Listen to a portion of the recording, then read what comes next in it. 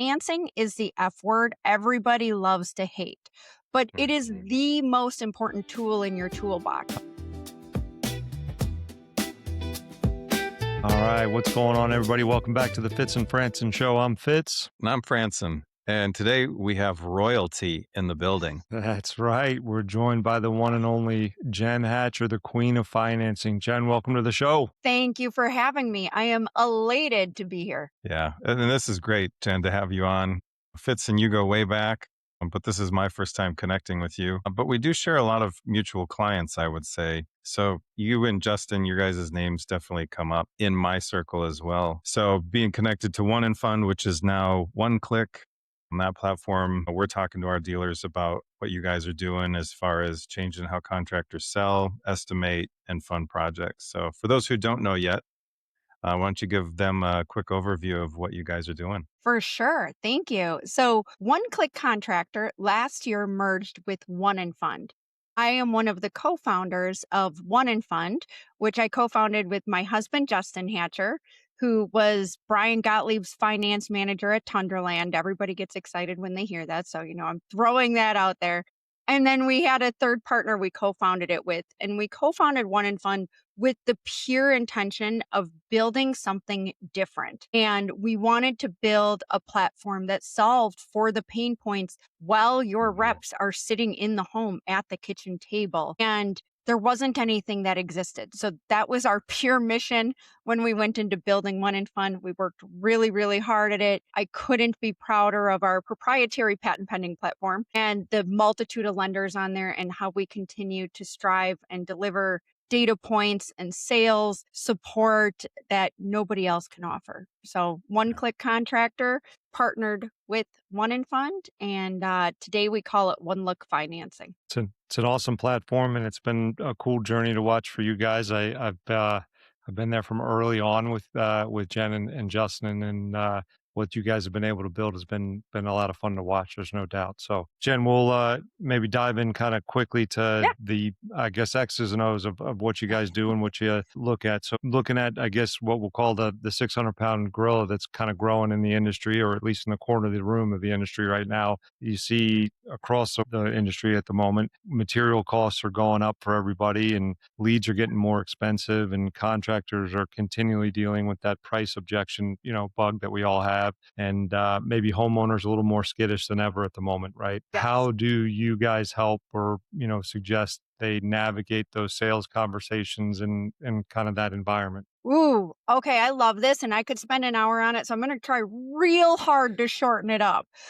First and foremost, don't be scared of it. Financing is the F word everybody loves to hate, but it is the most important tool in your toolbox. As consumers, we are programmed to expect payments. Right now, if you go on Amazon and you spend more than $45, you're going to get a little option to break it up into equal payments. So early and often, don't run away from the financing word, run into it, because the reality is consumers are not only expecting it, they are looking for it. So if you aren't mentioning payment options or flexibility on your website, you're missing those leads that aren't even calling you because they're looking for that. When you're setting up the appointments and you're doing the price conditioning, it doesn't have to be gross. It can be really simple. It can be something as simple as our customers pay with cash, credit card, check, and we offer flexible payment options.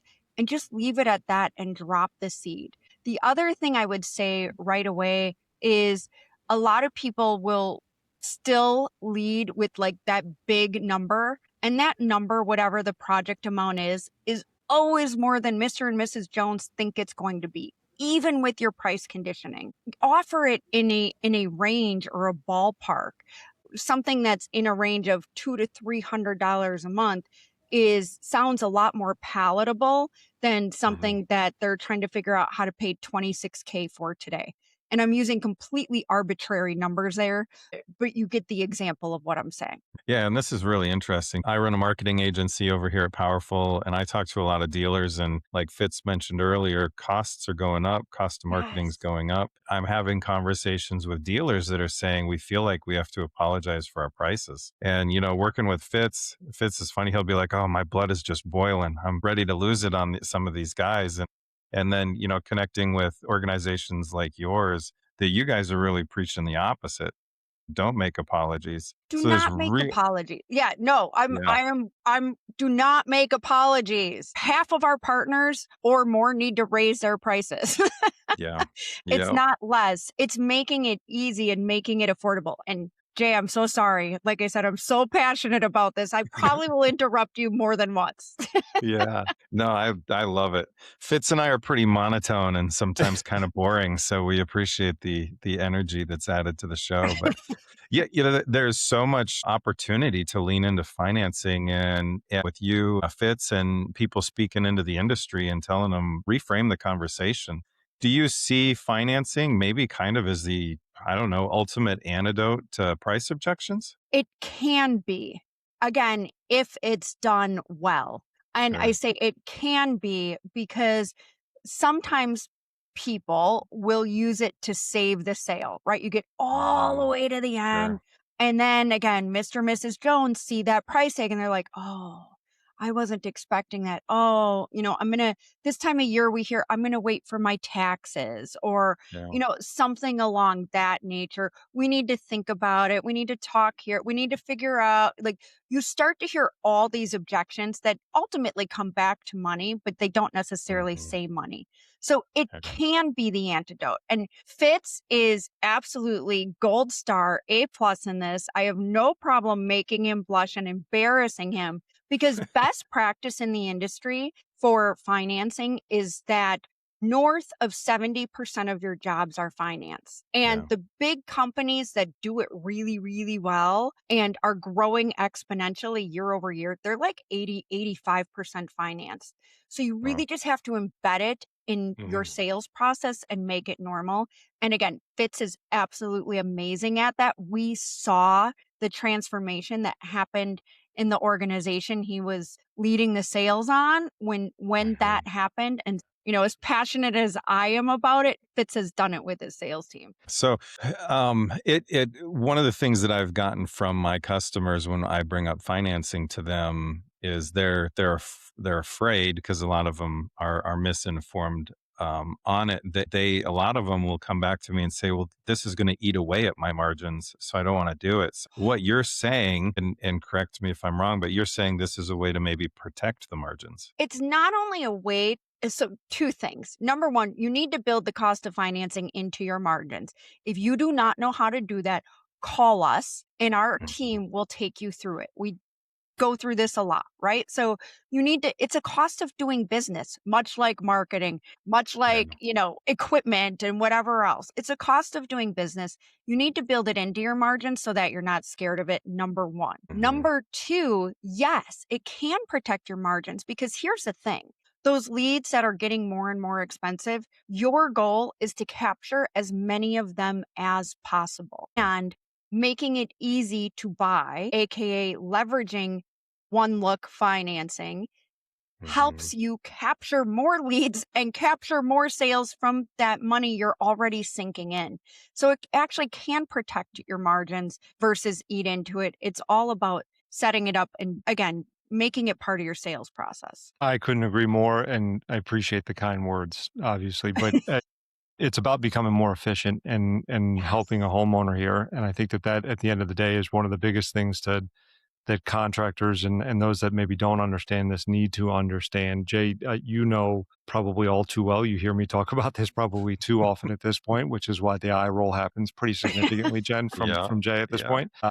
But I think that there's really a critical shift in thinking for those that maybe don't buy into this that needs to happen. Too many people, I think, do see this as something that will hurt margins, or unfortunately, we hear it all the time. Well, my customers don't need it. I'm in a better financial area, or what have you. Like the thing that's parked in front of the house that you walk past, pay for with payments, right? Kind of thing. Yes. You're walking into something that they make payments on, right? So all of those things, right? All of us are geared towards these, and the idea that it's going to hurt your margins is really just a kind of a false sense of reality that you're putting in your own way, right? And it should really be the exact opposite. This is an opportunity to make you much more efficient on something that's pretty expensive already. It took you a lot of money to get to that house in the first place, and you want to make sure you're capturing as much of that as you can. There's no doubt. So Absolutely. That is one of my favorite head trash things to like knock down and stomp on and roll over several times, because it's great you live in a lovely affluent area, but to your point, that luxury vehicle in the car, the boat that's parked out back, all of those things, the house you're walking up to, 99% of customers are not paying cash for all of that. They are Yeah. smart with their money. And so they're using financing to their benefit to make it all work. And so, oh, yeah, now my blood is boiling. all Excellent. right, Head well trash. Oh, let's let's go back and maybe step back. We'll talk about something a little fun and get the yeah, boil down a little bit for you here, and maybe talk about the start for you and sure. Justin. I think that's a big part of the show here for Jay and I. We like to celebrate that entrepreneur leap, so to speak. And I'm sure many of the listeners and those that are out there that tune in are probably interested to hear about what it took to take that leap, and probably doing that with your other half is another interesting element to that for sure. But before we go into that, though, you weren't always the quote unquote queen of financing. If my homework is accurate, Jen, you actually were in education for a little while. Is that I sure was. So I graduated college with a teaching degree, thus my passion today for educating versus telling, if you will. But yeah, I was with Sylvan Learning Center for almost 9 years. And there is a connection to financing. So I want to share that. So I ran a couple centers here in Northeast Wisconsin. And one of my little centers in Fond du Lac, Wisconsin, which is a very lovely blue collar community, I had one of the highest financing percentages in the entire country at that center. But I also, more importantly, had the longest tenure of families at that little center. So my center in Fond du Lac, Wisconsin had longer tenure than like flagship locations in New York City. And one of the things that we came to realize was it was because we used financing. So when you're sitting across with a parent who has a kid crying at the kitchen table doing their homework every night, and they're like, I can't I don't have the cash to give you X thousands of dollars for this program, but I can fit 40 or 60 or $100 a month into my budget. That's where I saw the power of financing and education and helping these families get what they needed and sometimes wanted, but mostly needed to have a better quality of life. And so even though it was education, I very much bring fast forward that and bring that to home improvement, right? Like these are yeah? projects they want and need for various reasons. It might be quality of life, it might be safety, or it might be to enhance the place where they spend all of their time. But how do we help them get there? We make it into payments. And so, yes, I started in education. I worked for a university. I worked for a couple fintechs. I was with a major bank here in the US for, again, almost 9 years. That seems to be my number of when I'm with an organization for a while. So I learned a lot. And one of my biggest frustrations was in terms of dealers, the dealers who needed the best rates and needed support with how to do financing were the ones who didn't get it. It was after you were financing 10 million plus a year that you got extra resources and you got the best rates. And that was so backwards to me. And so when we founded One in Fund, and the company Justin and I had even before that, that was kind of the birth seed of One in Fund. That was something that was my focus coming from the finance and fintech world. And then Justin was an installer when he was a wee young lad, and he was in sales. And we already mentioned, he was finance manager for Brian Gottlieb. So he came from it, from all of the pain points of what's being lived in home improvement world every day, that no offense to lenders and other fintech companies that are building it from a tech standpoint, like they don't get it. And Yeah. so that was really how we came to be. That's Man, pretty cool. and yeah, that's such a shared vision or passion that Powerful has too. We have gotten to partner with brand new companies a bunch of times, and I do coaching also, and so I've done Yes. business coaching and stuff like that. And you get a fresh dealer in that's an open book and ready to learn, and you're like, hey, let me come alongside you and let's figure Yes. this stuff out together instead of watching them struggle from the sideline and being like, oh, you're not big enough to be worth my time. That just that bugs me. And watching some of these dealers go from owner operator doing the installs and the sales to celebrating their first salesperson hire or their first install crew hire and being a part of that along the way. And yeah, I love that. That's awesome. So, a question for you. I don't have any backstory on this. So, kind of the I'm research short we on words. did. I'm sure I won't have an answer. You worked at a company called Synchrony. Is that Correct. correct? Yep. And you got to maybe create some like gamified training systems. What did you Yes. learn there about human behavior and motivation? I love this. Thank you, Jay. Okay, so yes, I was with Synchrony Financial for, again, almost 9 years. So I was actually hired by GE Capital. And my first day on the job, I found out that in 18 months we were rebranding to this new company called Synchrony Financial. And they hired me to run the learning center, which was all of the training material, not only for home improvement, but like for sewing and fitness and power sports. And it was a huge role already, but to find out that I was basically wiping the catalog and starting over was really, really exciting. So Wow. here's one of the things that I learned through that adventure and why I created literally the first gamified learning experience in financing. And it's trademarked and all the things. I'm really proud of it and I fought for it. Here's what I learned. You have to meet people where they are, right? So in Mhm. a retail environment, which is Synchrony's strong suit, you have associates who are in a retail environment. They have downtime between customers. They can go on the computer and take a course or whatever. But that's not how it works in home improvement. You have Mhm. reps who are in the car going from job to job and, well, appointment to appointment, right? And they may have downtime. They may be sitting in your Quick Trip or Wawa parking lot because they have Mhm. 45 minutes to kill. They've got their coffee, right? Like this is what happens. Yep. And so we needed something that was mobile first. So that was the first thing I pushed on so hard was we need things that are mobile first because people aren't sitting in front of computers. Yeah. Also, people don't understand the why. Why, as a home improvement rep, do I care about financing?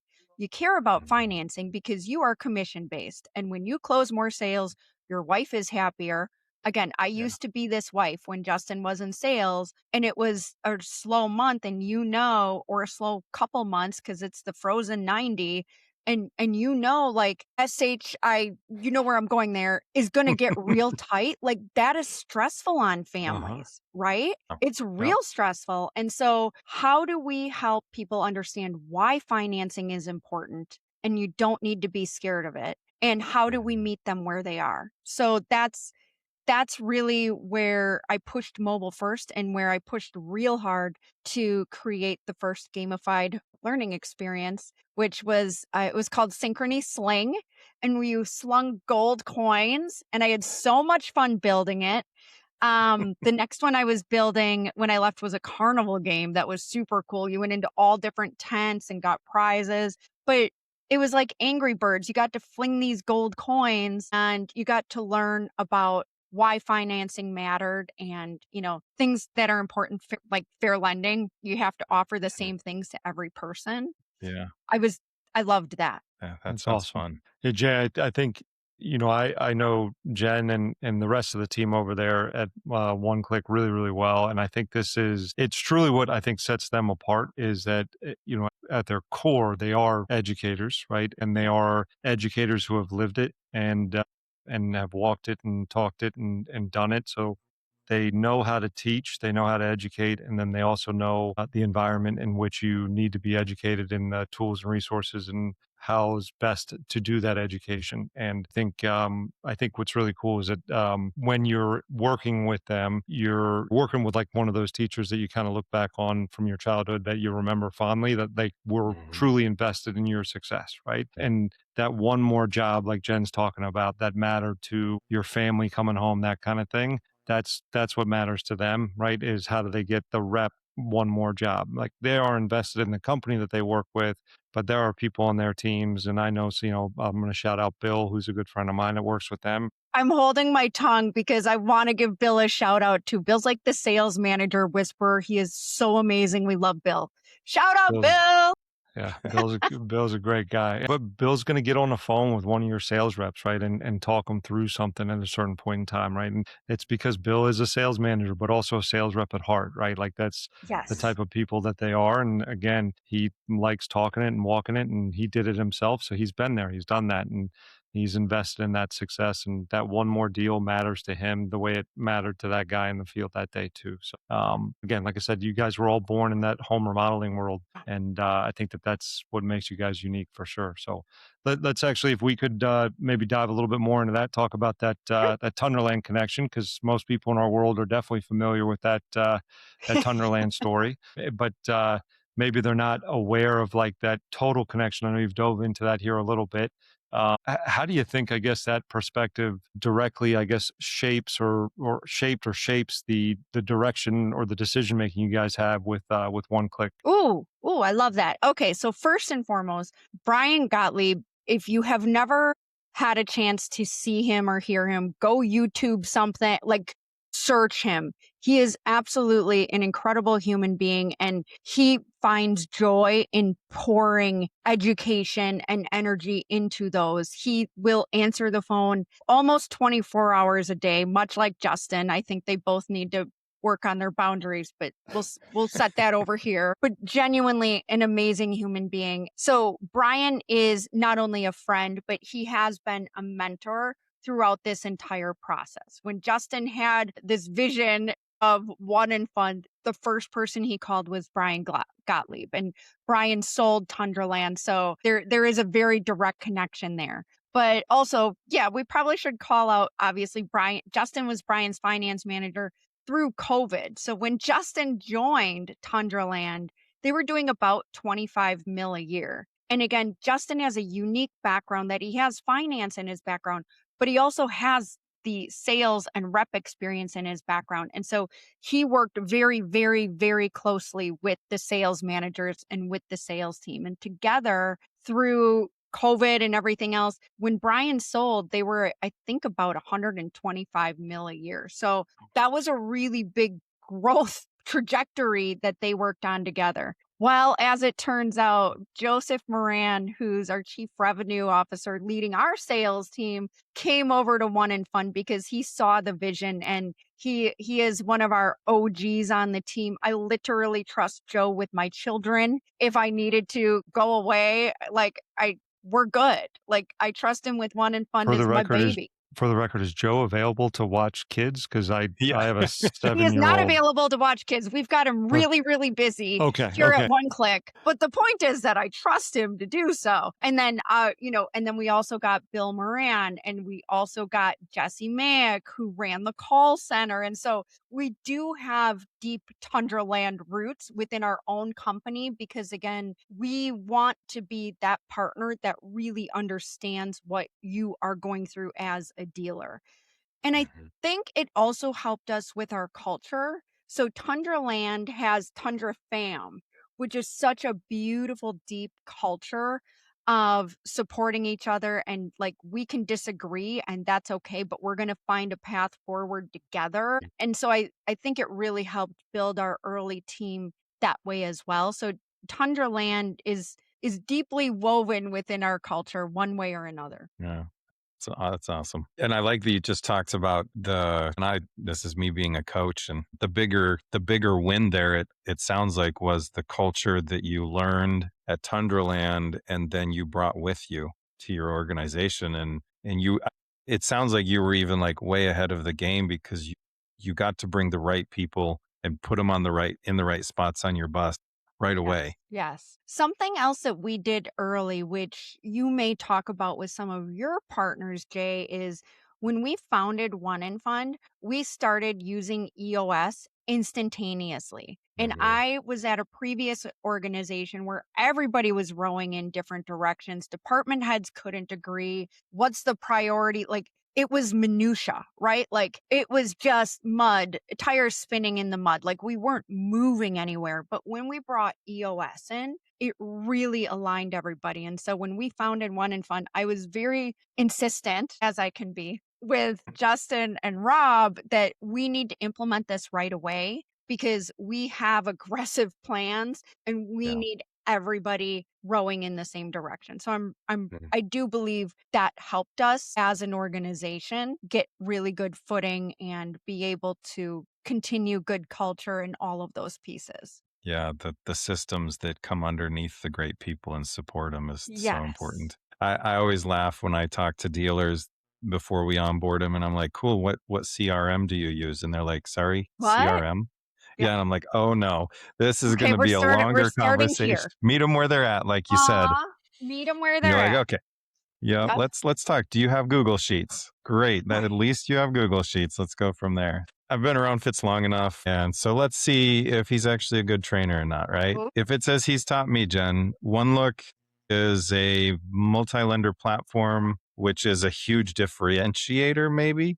Is that right? I'm curious now. That is right. Part of what we do different is that we do again, we built a proprietary patent pending process. But what we do different is we do a single soft pull up front Okay. and then we will send that app to the lender that in your lender stacks that is most likely to approve it. So you don't have that experience where a rep is like, "Oh, can I get your social again?" Or they see the Mhm. decline and then they're scrambling. Your rep is sweating. Mr. and Mrs. Jones are now like, "Oh, I don't know. Maybe we should wait on this." They're feeling embarrassed. We avoid all of that. So yes, it is a single soft pull application, which for your sales team and training, Fitz will, well, I already know Fitz loves this, but it's one process. So on the back Mhm. end, you can trade out lenders when you need to, because sometimes lenders do lender things and you Mhm. need to trade out like who's in that first look position or whatever, or you're running a promo on a special program. I know Mark specifically called me and he's like, I need this killer rate on this killer program and we made it happen. Right. Mhm. So it's your process never changes. You don't have to pull your team out of the field to do a training every single time you need to change a lender or change a program. We can do it on the back end really, really seamlessly. So it's that single process and single dashboard is everything like functional and Yeah, foundational to the One Look platform. And then the data that's we can great. give you is insane because we are not a lender, but we have all of your lender data from however many lenders you're using in one spot. And it's pretty incredible from a marketing perspective how we can heat map what leads are selling really well and what Mhm. aren't. And we can tell really, really quickly when like a lead egg source isn't providing good leads. And so we've been able to help our dealers in so many ways beyond simply offering financing. It is the sales training, it is helping with marketing efforts. Our goal is really to help the whole org as much as possible. We actually had a chance to, when we had Bill on a couple months back now, and we talked about that Bill was actually able to use the data to help us identify we had taken a dip in our organization and close rate, and I was doing the normal disconnected boss thing where I was just getting angry and yelling at everybody, and Bill told me to chill out. I have something for you, and pointed out that it may be something going on in our marketing. And we found out that it turned out we had brought on a lead aggregator that had targeted certain areas of our demographic that were giving us a higher level of declines that we were not used to. So our guys were actually doing what they were supposed to be doing. They were Yep. pushing payments to get people affordable options. And we found that we just needed to redirect our marketing in a different direction. It was a really, really cool use of the data. And then from the perspective of the training, you're spot on. The idea that I don't have to train people 4 or 5 different platforms and then how to navigate this awkward conversation it's a big, big deal. And for those people that maybe underestimate that as a selling point in and of itself, it's a huge deal for sure. So, and Right. Jay, for the record, I'm a great trader. Okay. And some students are just better than others. Okay. All right. I'll let you guys have that combo offline. There, Yeah. yeah, that's fair. That's fair. So, Jen, let's see if I got my my data here right. So if I'm selling you short, you can correct me on this, but contractors who are using one click, they see, if I'm getting it right, 11%, I think, is the higher take rate, meaning that 11% more contractors or contractors are being signed by customers, and they are signing up for loans that were approved for even their second look option. So that's somebody that maybe got Or declined on the possibly first even one. third. Yeah. Or third. Okay, awesome. And then even better than that, though, they're getting, I think it's roughly a 15% increase in their average order amount. Is that right? Yes. So those are broad numbers, right? Okay. But we had somebody third party look, and we had partners who were running apps direct with lenders, and part of the sales team running apps through the One Look portal. And that's exactly what we saw. So take rate is something that people don't talk about enough. So I'm going to pontificate on that one a hot minute, Please. because we talk a lot about approval rate. Approval rate. And there are lenders out there who will be like, we have an 85% approval rate. Well, but do you? Because approval rate may include partial approvals. If you're asking for 3K and they offer you 7, they're still counting that as an approval, but that's not necessarily getting your job done. So is that really an approval? So we take a different approach on it, and we really look at take rate. And take rate means not only what was approved, but what was actually signed. Take rate equals jobs on your books. And so that I'm so glad you called that out, Fitz, because that's something we do talk a lot about is take rate. And we do see a 11% higher take rate on platform versus off. So, I mean, out of 11 leads, who doesn't want to close one more? Everybody does. It pays for the platform. And then this is a broad stroke, but on average, we're seeing higher ticket sizes of about 15%. Now, some partners who aren't using financing a ton, that number is much, much higher. It's like 35%, because it's like we've unlocked the gates and the angels are singing. And, with payments, they can sell another room, or they can sell another surface, or they can give the premium products that they weren't getting people to sign up for before. So it's really, really exciting to watch those numbers with partners. I know it's been huge for some of the dealers in the Pentech network in Rochester, right down the road there from Jay, the group there that really bought into it. I think, Jay, they went up, what was it, almost $1,000 on their average ticket. I think the NSLI went up about $600 for them. And they were, I mean, next to nothing on finance utilization when they first got introduced to it. And this is a world where, in the Pentech world, where, well, financing is, it's a want product. It's not a need product. It's just not something people are going to give us a social security number to run their credit score for, right? And Right. it's incredible to see, oh, well, what else could you do for an extra $20 a month or $50 a month or whatever it might be, and how much easier it is to get that across the finish line. And it's an interesting point that you bring up, right? Because I mean, I've been in the home as a sales rep myself, right? And you get that approval, and you go, oh, great, I got approval. And then you look down at the screen and you go, for half of the amount, right? And Now you're scrambling, right? Like, now you're, yeah.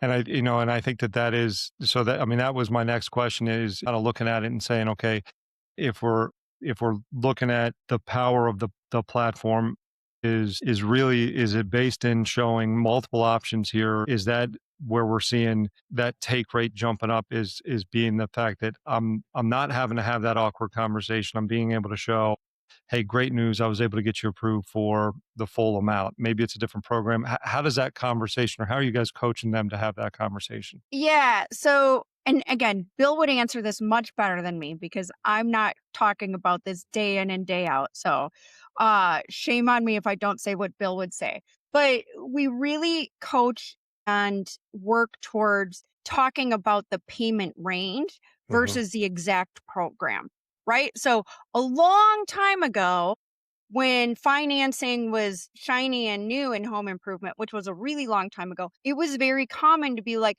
oh, we're going to sign you up for this 999 or this 599 or whatever. And people would lead with the program. And the reason that is a problem, and if you're doing it today, stop it, call me. Again, we'll have a conversation on this. The reason you need to stop it is you have no idea what that customer's credit profile is. We don't know what they are eligible for. So we soften the conversation and we look at, let's see what options you're available for. We talk about that. Are they more interested in a low payment or in a specific rate? Like, again, we can't promise anything, but we can curate the conversation and help them see what they're eligible for in a non-gross way. I think if I can share a quick story. So I Please. think where my belief in this as a really powerful tool started was my days at Renewal by Anderson. We had a second look team. So you're in a home, you get a decline. Our process was to go through, get the paperwork filled out, and the team would go to work on trying to find a second option for this homeowner. And we were having a hard time convincing our sales team that payments were the right thing. Stop selling the 0%. Payments was the better option. And I went to our apartment and I asked, like, hey, how are you guys able to do this? And they're like, we don't do it. They just buy it. I went, what do you mean? Listen to some of the calls. So I sat down and I listened to calls with our head of finance, and I listened to probably 15, 20 calls in a row. And out of the 15 to 20, almost all of them went something to this effect where they go, hey, great news. We're able to get you approved. The payment is X, right? And they would go through almost the entire phone call, and the homeowner would say, oh, by the way, what is the program? Right? Or some variation of that. And again, not that we weren't going to tell them, we have to tell them exactly what the program is, but it was almost the complete last thought the homeowner had, what the term was, what the interest rate was, what any of these things were. All they cared about, can I afford this payment? And they were so grateful for the fact that they could get their windows done with a high quality window from a good company who's going to take good care of their home at a very affordable monthly payment for themselves. Yes. And I, again, listen to so many of these calls where these people were grateful that they didn't care if it was a million years that they were going to pay for it, just so long as it wasn't going to mess up their monthly budget. And right there, I was like, all right, enough said. I don't need to hear my guys complain about this anymore, that like these homeowners don't want, 15-year payments or whatever. Like they didn't care. No, it's about making it work in the budget, making it affordable, and making it easy. Mm-hmm. Yeah, 100%. And I heard, for the record, I have probably heard Justin Hatcher on hundreds of those calls. Yeah, I'm sure. Hundreds of those calls through the years. I'm sure. Awesome. Cool. Well, Jen, I'd love to hear your take on something. Okay. Customers say, my customers don't ask for financing. How do you respond to that when somebody tells you that? Yeah, they sure don't, because they don't know that you offer it. So, it's almost ludicrous to put that responsibility on the homeowner that they have to ask you how they're going to pay for the project that you're helping them with. They've invited you into their home, right? The average homeowner researches 3 to 4 companies before they even call a company. So they saw something that they like about your company, something differentiated. It's the value, it's that you're from the hometown, it's the product, it's whatever it is. They invited you into their home. So they want you there. If they have to ask you for payments, you are not making it easy to buy. And I don't know if you fully deserve that sale if you're not making it easy to buy. That's a little harsh. And I know it's not, but Teacher Jen's coming out, right? Yeah. As I said, you need to have it. And I love when they give me the mic on the big stage and I get to talk about this. But literally, if you're not mentioning payments on your website, you are already missing out on people looking for what companies they are interested in working with. So it has to be on your website. It has to be in that intro call. You don't have to like financing. You don't even have to be comfortable with financing, but you do need to offer the same payment options to every single homeowner you interact with. And like I said, as consumers, we are programmed to be comfortable with payments. It's on Amazon. It's at your vet. It's how you're probably paying for your cell phone. There's very few Mhm. people today who pay full cash for everything out of pocket. It used to Yeah. be more of a norm. It is not the norm we live in today. And when we start, I'll set this aside in a second, but when we start to talk about generational norms, a lot of Mhm. the millennial home buyers who are buying into homes who need to do the projects because it's not the home that they necessarily wanted, but it's the home they can afford. They are Mhm. absolutely looking for those payments and they are not going to hand you a cash payment. It does happen, but it's very rare. So it kind of goes along with that head trash or BS in a less thoughtful term that people say of like my homeowners all pay cash. They don't want financing. They don't need financing. No, you as an organization do not have a system and a process that you are offering it to where they even know that that's an easy option for them to buy. Well said. Well said. I'll add in here for you to the thing that we talk about with our clients that we work on and adding this to their game because it helps them create better efficiencies. I truly believe too that most people want to fit in and they believe that everybody else is writing a check for this. So they don't want to feel abnormal. And Yep. when we don't bring it up early in the process, like you mentioned earlier in our conversation here, then we've not normalized it as a normal path to affordability. And Right. by bringing it up early and often and letting them know it is an option, you give them the freedom to make a choice that makes it more comfortable for them to move forward with you. And if you don't, then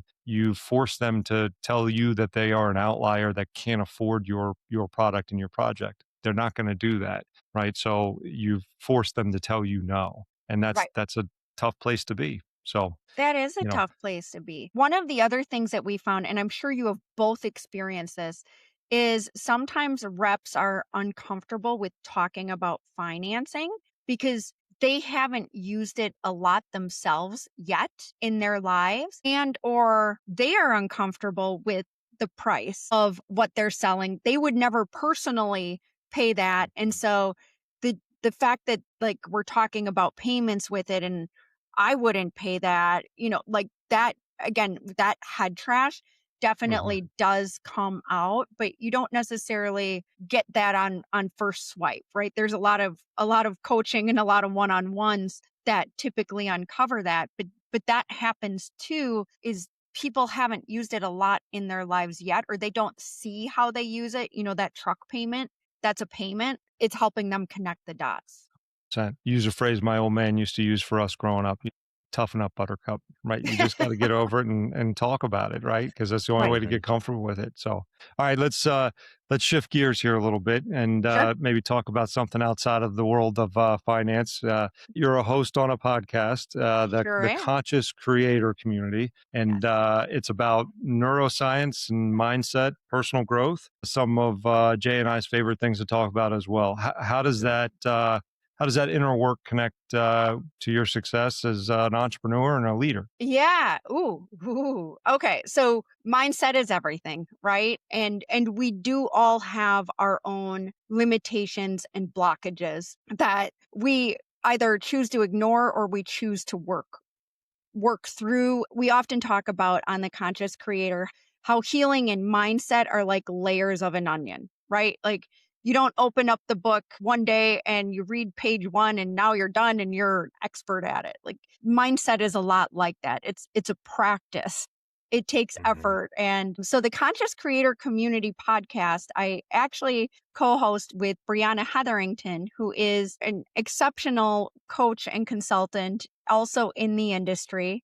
And Kat Gottlieb, who is Brian Gottlieb's wife and used to be involved in the early stages of Tunderland. So even though we're not talking about home improvement, it's kind of funny that we all have deep, deep roots in home improvement. And we release weekly episodes on it. And we came together on this because I was at a conference for women a couple years ago, and it was so incredible to see this group of women come together and rise each other up and dive into the topics that people don't necessarily talk about every day. And I called Brianna at like 6 a.m. in the morning from where I was, and I was like, "We have to do something for women in home improvement." And so we eventually did start something for women in home improvement. And we have a mastermind group called Win Now Network. And it's only for women in home improvement at this point. I'm sorry, guys. It would be amazing, but you are not invited at this time.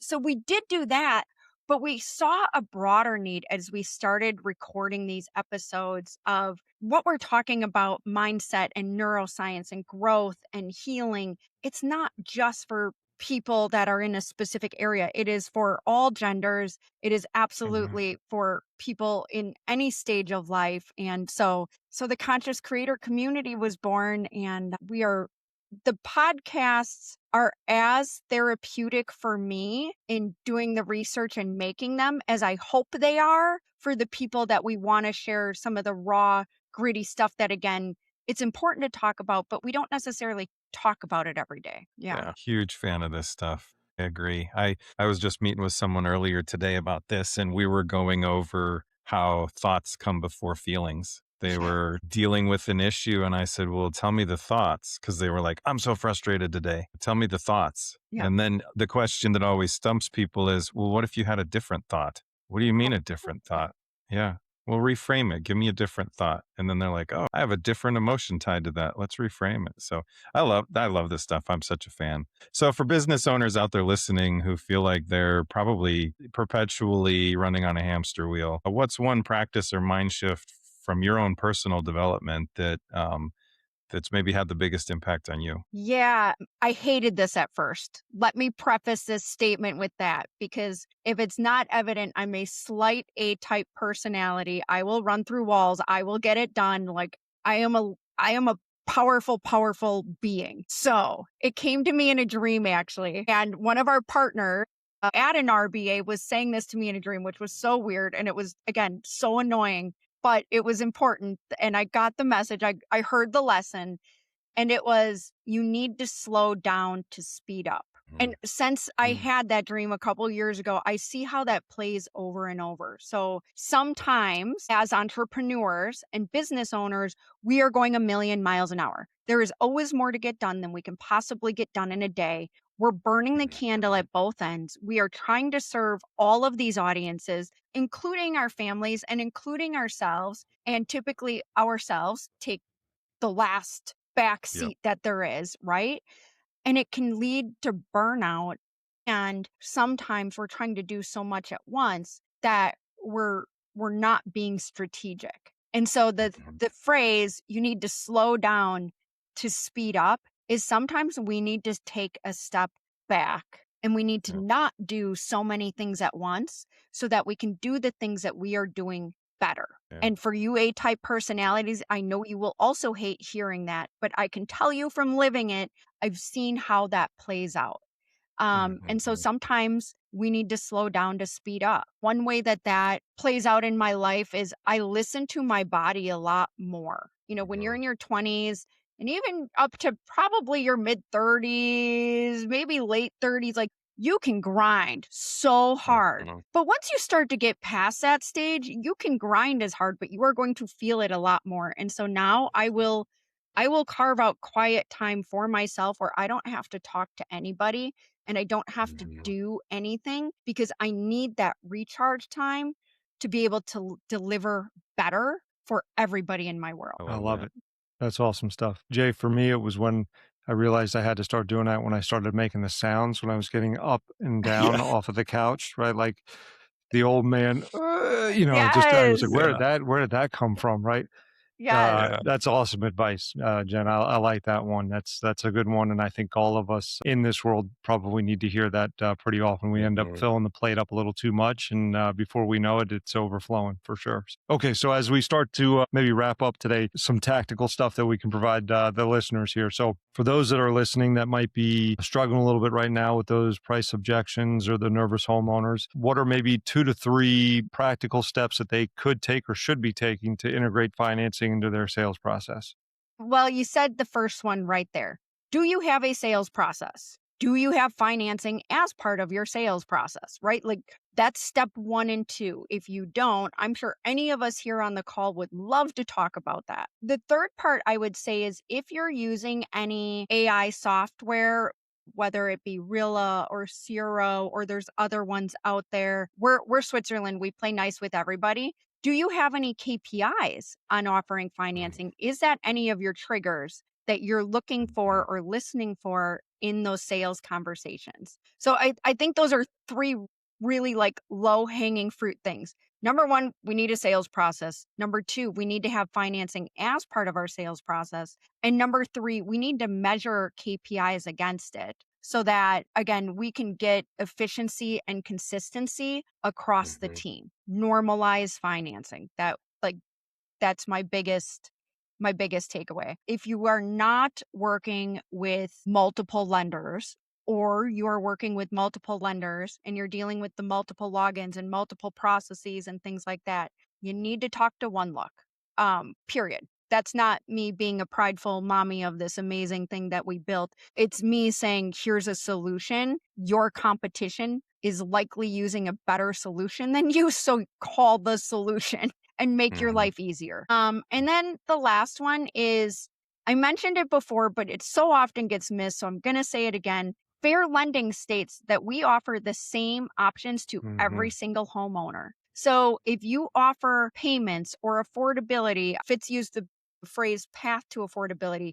We talk a lot about that. You need to be consistent. If you offer it to one, you have to offer it to all, and get out of your own head that they don't want it or they don't need it. Just get out of your own way. That's good. That's really good. So what does it mean then what does it look like to partner with you guys beyond the software? You've talked a lot about coaching and support. So what does that actually look like for a contractor who signs up? Yeah, and I think that's something that's unique to us as well. I know lenders want to be supportive, but again, they're coming from a different viewpoint. So I don't know what level of coaching or real support can be offered. So couple things. I know Bill has sales manager like calls and that people can join if they're available. So we do that. Obviously, your account manager, whether it would be Bill or anybody else on our team, will work with you and dissect, if you so choose, what is your sales process and where can we fit into your sales process. Our goal isn't to change your whole life and make you do all these new things as software companies often want you to do. We want to fit into what you have happening and make it, again, easy. This is all about easy. And this is also something unique I need to mention. We offer live chat support, which is an us thing. One Look has real live humans that we pay to be online while you are in the home. So I think we have hours even on like a Friday night all the way to 11 o'clock Central. So if you're West Coast and you're in the home, it might be 10 p.m. Don't quote me. This is why I'm not in the weeds anymore, but it's really late. So if you're in the home at 8 o'clock at night and you're in California, you have somebody you can live chat if you have questions or you get stuck on an application or you need a different lender run who isn't like in your normal stack. And so it's very normal. You're just on your iPad doing your things like you would be doing, and you're getting support. You don't have to go outside and call your manager and ask for this or wait for that. And so again, we take out that clunkiness. So the support you get is all the way through, from the onboarding team to your account manager to the live chat support. We want to truly lock arms and be a partner with you. Did I answer your question, Jay? I'm not Yeah. Okay. Oh yeah. Yeah. Well, it is a great answer to set a lot of new contractors thinking about it, set their mind at ease. Cause most of them that I've talked to are like, oh, it's something else I have to learn. Right. Right. And Right. their lives are perpetual learning. So to say, no, we have an answer for that. I love it. For sure. No, it's funny because that chat feature in the good old days wasn't there originally, and I think it was actually developed because Bill, as we've talked about, and I, who were both on family vacations were dealing with one of my reps in the house, calling back and forth and working on a solution. So even though the chat was there, there's still that personal connection that was happening. But I think we both got an email on Monday. It was like, hey, we got a gift for both of you guys. We developed a chat feature while you were away. It was like, cool, thanks, guys. That was awesome. So I mean, good stuff. if we could be like the movie Duplicity, if anybody remembers that, we could clone Bill 1,000 times. We absolutely would. But as it turns out, Yeah, we can't or won't. But we can use Bill's wisdom in That's it. ways that help everybody. Now I just call him to annoy him for fun. So that's Absolutely. That's way that's better. it. We like that more. That's it. So what's next for One Click? What's the next big problem your guys are working to solve for contractors out there? Okay, well, so as you know, One in Fund and One Click became one happy family last year. So the big new step is really helping with awareness that on the One Click in the One Click family, you can seamlessly do estimates via One Click and payments via One Look, and it can all be connected and all seamless and all in the same place. So, that tech stack doesn't have to be complicated. You don't have to add all these new things. It can be really, really seamless. And so that's one big thing, of course, we're working on to simplify our world for our partners. Another thing that we're working on is we have some new reporting coming out. And as we know, data is everything, right? Like good data helps you run your business. So we're always working on getting better, deeper, stronger data that we can compliantly share and really help grow businesses that way. But I was helping Bill and Justin put together a presentation for a partner that they're at right now. And Bill was showing me some of the reporting I hadn't even seen yet. Like there's a rep rehash report, that you can look at. So you can look at, if you're a big brand, you can look at it by region or you can look at by branch, and you can even drill down to the rep level. So everybody cares about rehash, right? So I didn't even know we had that report available. And so that's something really, really cool that we're doing as well. That's awesome. That's exciting. Well, this has been an incredible conversation. Thank you for being here, and thank you for sharing your wisdom and your story with us. Thank you for being patient with my very long Wisconsinite answers. But it's absolutely been a blast. I'm grateful that I had the opportunity. Absolutely. Well, I'm going to chime in 1 minute here because Jen and the team have been really good to me over the years and good friends. And Jen's the best, and Justin and the rest of the team are the best over there. But I will say this for all the listeners and this is the truth. When you have a choice, I think when you have a choice of who to partner with in any aspect of your business, I think you generally have, I think, 3 things you have to consider, right? Whether it's you're partnering with somebody for marketing or sales or whatever it might be, you're going to consider what do they bring to the table. It's usually 3 things, right? It's a good product, a good company, or good people, right? And it's or those things. And in my experience, you usually have to find yourself compromising in at least one of those areas when you decide who it is you're going to partner with. In my humble opinion, One Click has all 3 of those and leaves no doubt of that personally. So if you haven't talked to them, you're missing out, right? So pick up the phone and give them a call. Yeah, for sure. So on our next episode, we will be joined by another special guest, Jim Williams. He is the owner of the Galaxy Concrete Coatings. He's got 5 locations currently across the U.S., and you guys are going to want to tune in and hear his story. That's right. Yeah, you won't want to miss that. Jim has a great team that he's built out there, and they've definitely built something pretty special out in the desert, and he'll be sharing some nuggets on how he's been able to build such a strong team in a short amount of time.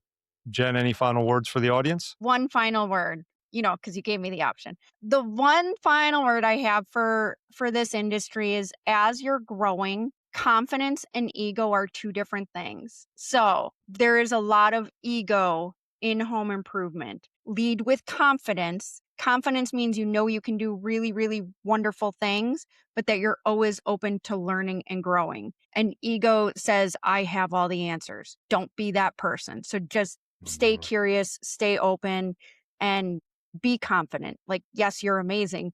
Keep getting more amazing. Well, Jen, thank you again for joining us. For the listeners, if you feel like you got something out of today's show, you know what to do. We say it at the end of every show. Ring the bell, like and subscribe, and share it with a colleague or a friend. And if you didn't get something out of today's show, try listening again, maybe a little slower, take some notes this time, write it down. Right. Yeah. You All can right, call Jay. me too and be like, I got nothing out of it. Why are you talking? There you go. There you go. Send the emails to Jay. He'll read them all, I promise. Perfect. So, Yeah. There you go. Yeah. Jay, always a pleasure. Jen, thank you so much. Thank you for having me, guys. Likewise. Appreciate it. Happy hunting, everybody.